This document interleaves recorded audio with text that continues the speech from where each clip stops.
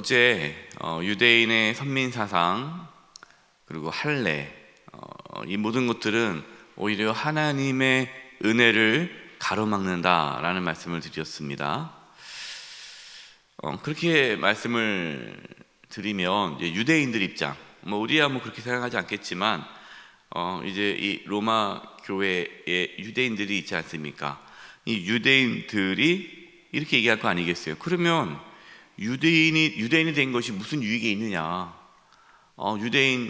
내가 유대인이야 라는 뭔가 선민사상과 또 할례를 받음으로 이방인과 좀 구별되는 뭔가 이것이 좀 차별화가 됐는데 그게 다 필요 없다 이런 식으로 나오면은 유대인 그게 무슨 우리에게 유익이 있느냐 라는 거죠. 1절과 2절입니다. 그런즉 유대인의 나음이 무엇이며 할례의 유익이 무엇이냐? 범사에 많으니 우선은 그들이 하나님의 말씀을 맡음이니라. 유대인들은 하나님의 말씀을 맡았다라는 거죠. 이것이 유대인의 특권입니다. 하나님께서 이스라엘 민족을 선택하셔서 그들에게 율법을 주시고 하나님 말씀을 전하게 하시지 않았습니까? 이스라엘 민족을 통해서 열방을 하나님께서는 구원하기를 원하셨죠.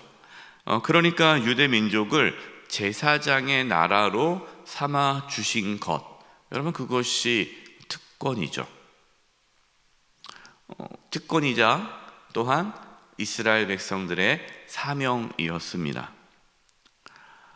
하나님께서는 그 이스라엘 민족을 통해서 세상을 구원하고 복의 통로가 되겠다 하는 그 아브라함의 언약을 하나님은 이루어 가시죠.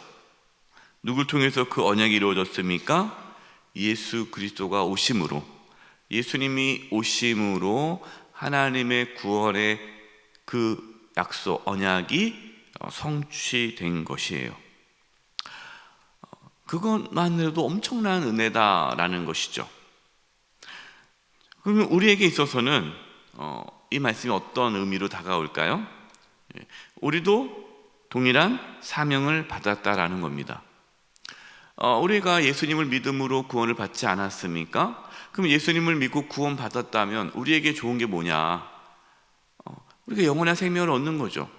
영원한 생명을 얻음으로써 우리가 큰 정말 복을 받았는데 그러면 그냥 그것으로 끝나느냐? 그렇지 않다는 거죠. 우리에게도 동일한 사명을 주신 거예요. 우리를 통해서 열방이 구원을 받는 것이죠.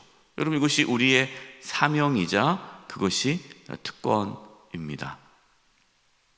그래서 우리가 예수님 믿고 바로 천국에 가지 않고 이 땅에 살아가는 이유는 우리를 통해서 아직 구원받지 못한 자들이 구원받는 그 은혜에 참여하고자 우리는 이 땅에서 살아가고 있는 것입니다. 3절과 4절을 표준세번역을 읽어드리겠습니다. 그런데 그들 가운데서 얼마가 신실하지 못했으면 어떻습니까? 그들이 신실하지 못했다고 해서 하나님의 신실하심이 없어지겠습니까? 그럴 수 없습니다. 사람은 다 거짓말장이이지만 하나님은 참되십니다. 성경에 기록된 바 주께서 말씀하실 때에 주님의 의로우심이 드러나고 주께서 판단을 받으실 때 주께서 이기십니다 한 것과 같습니다. 이 말씀은요, 유대인들이 율법을 받았잖아요. 하나님 말씀을 받았지만 하나님 말씀대로 못 살았잖아요. 율법을 못 지켰잖아요. 그들이 유대인들의 율법을 지키지 않고 신실하지 않았다고 해서 하나님의 신실함이 없어지는 것은 아니다라는 말씀이에요. 하나님은 끊임없이 불순종하고 죄악 가운데 살았던 유대인들을 통해서 하나님의 구원을 이루어 가셨습니다. 하나님은 예수님을 통해서 하나님의 신실하심을 나타내신 거예요. 이게 무슨 뜻일까요?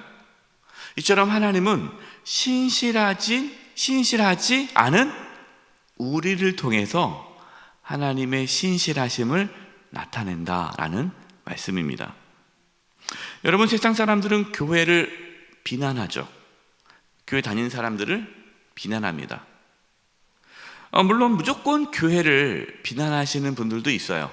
무조건 교회를 비난하시는데 사실 그 가만히 들어보면 또 어느 부분 교회가 또 예수 믿는 사람들이 잘못된 모습을 보일 때가 있습니다. 우리 자신을 봐도 우리 자신이 때로는 내가 하나님의 자녀로서 참 부끄러운 삶을 산다 하는 생각이 들 때가 있지 않습니까? 그럼에도 불구하고 하나님은 신실하시다라는 말씀이에요. 5절과 6절입니다. 5절과 6절을 표준 세번에 다시 제가 읽어드릴게요. 그런데 우리의 불의가 하나님의 의를 드러나게 한다면 무엇이라고 말하겠습니까? 우리에게 진노를 내리시는 하나님이 불의하시다는 말입니까? 내가 사람들이 말하는 방식으로 말합니다마는 절대로 그럴 수 없습니다. 사실 그렇다면 하나님께서 어떻게 세상을 심판하실 수 있겠습니까? 자, 이 말씀은 우리의 불의가 하나님의 의를 드러낸다고 한다면, 이게 뭐냐면요, 우리가 죽을 수밖에 없는 죄인인데, 우리가 죽을 수밖에 없는 죄인이지만 하나님께서 우리를 구원하기 위해 예수님을 보내주셨잖아요. 예수님이 하나님의 의가 아닙니까? 하나님의 의를 드러낸 거죠. 우리가 죄인이기 때문에 하나님의 의가 더 드러난 거 아니겠습니까? 우리가 죄를 짓지 않으면, 우리가 의로우면 예수님이 이 땅에 오실 필요가 없잖아요. 다 의롭다면. 근데 우리가 의롭지 않기 때문에 하나님의 의신 예수님이 오신 거 아닙니까? 그러면 그거를 이렇게 해석하는 사람이 있어요. 그러면 하나님의 의가 나타내기 위해서 우리가 불의를 한 것이 그러면 옳은 거 아니냐? 우리가 불의함으로 하나님의 의가 나타났기 때문에 그것은 좋은 거 아니냐? 이렇게 얘기하는 거죠. 하나님의 의를 드러낸 불의한 자를 왜 하나님께서 심판하느냐라고 따질 수 없다라는 거죠. 여러분, 우리가 불의함 속에, 우리가 악함 속에 살아가면서 하나님의 의를 드러냈다고 해서 우리의 불의와 악함이 정당화될 수 없다는 것입니다.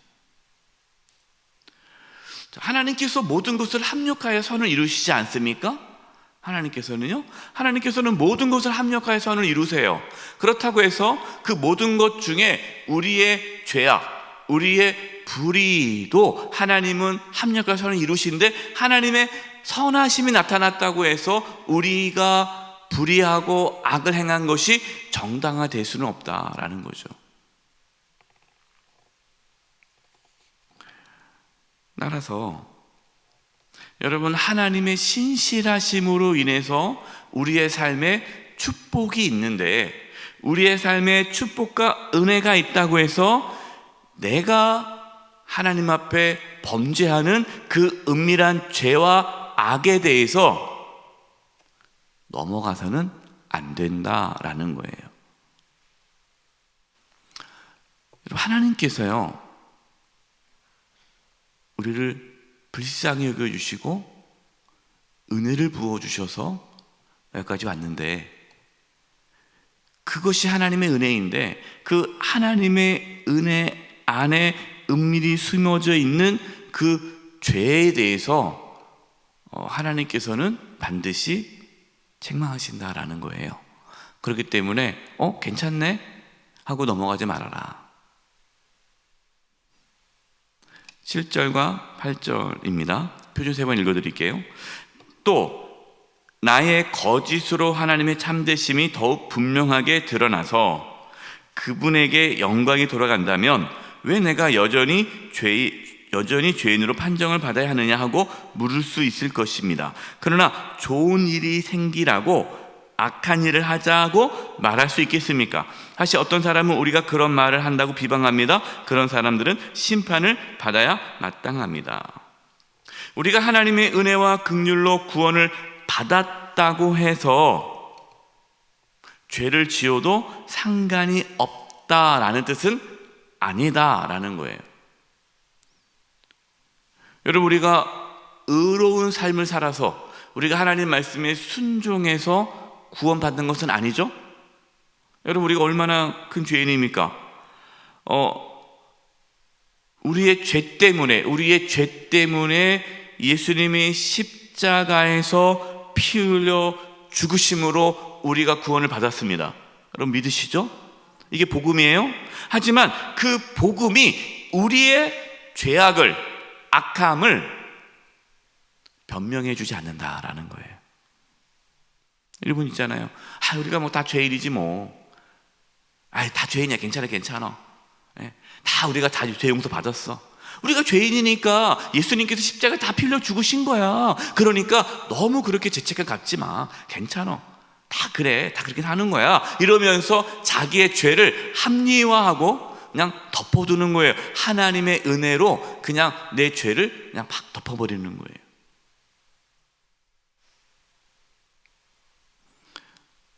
구절입니다. 그러면 어떠하냐? 우리는 나으냐? 결코 아니라. 유대인이나 헬라인이나 다 죄 아래 있다고 우리가 이미 선언하였느니라. 유대인이든 이방인이든 우리는 다 죄 아래 있다라는 거예요. 그래서 이제 10절하고 18절 말씀을 보면요, 이게 인간의 어떠한 죄악된 모습을 하나하나 다 말씀하고 있어요. 여러분, 제가 읽어드릴 테니 한번 보십시오. 기록된 바 의인은 없나니 하나도 없으며 깨닫는 자도 없고 하나님을 찾는 자도 없고 다 치우쳐 함께 무익하게 되고 선을 행하는 자는 없나니 하나도 없도다. 그들의 목구멍은 열린 무덤이에요. 그 혀로는 속임을 일삼으며 그 입술에는 독사의 독이 있고. 우리가 말만 하면 사람들에게 상처를 주잖아요. 팍팍팍팍 그냥 마음 아프게 하는 말만 하고, 그러면서 하루죠. 뭐 그거 갖고 삐지냐고 그러고, 그 정도 갖고 왜 그러냐고 그러고, 자기가 막 나쁜 말을 하고 악한 말을 하면서도 다른 사람들이 그렇게 상처받은 것에 대해서 뭐라고 하는 악함이 있는 거죠. 14절, 그 입에는 그 저주와 악독이 가득하고 그 발은 피 흘린 데 빠른지라. 파멸과 고생이 그 길에 있어 평강의 길을 알지 못하였고.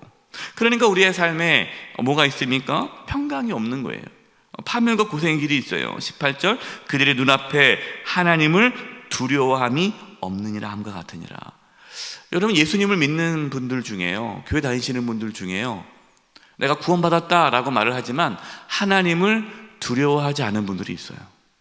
하나님을 두려워하지 않습니다. 그러니까 그냥 하고 싶은 대로 사는 거예요. 막 소리 지르고 막 자기 마음대로 하고 자기 뜻대로 안 되면은 막 그냥 화를 내고. 하나님을 두려워하지 않으니까 그렇게 가는 거죠. 여러분, 바로 이것이 우리의 모습이에요. 하나님의 신실하심과 상관없이 우리가 죄인이라는 사실을 깊이 깨달아야 된다는 거예요. 여러분, 우리의 죄악과 악함을 진심으로 회개할 수 있기를 바랍니다. 20절이에요. 그러므로 율법의 행위로 그의 앞에 의롭다 하심을 얻을 육체가 없나니 율법으로는 죄를 깨달음이니라. 하나님 앞에서는 의인이 없습니다. 하나님의 말씀은 우리가 죄인이라는 사실을 깨닫게 해주십니다. 자신에게 절망할 때에 복음의 소망을 얻게 돼요. 하지만 그것이 우리의 죄를 합리화하게 하고 내가 어쩔 수 없는 죄인이지 라고 하면서 변명해서는 안 된다라는 것입니다.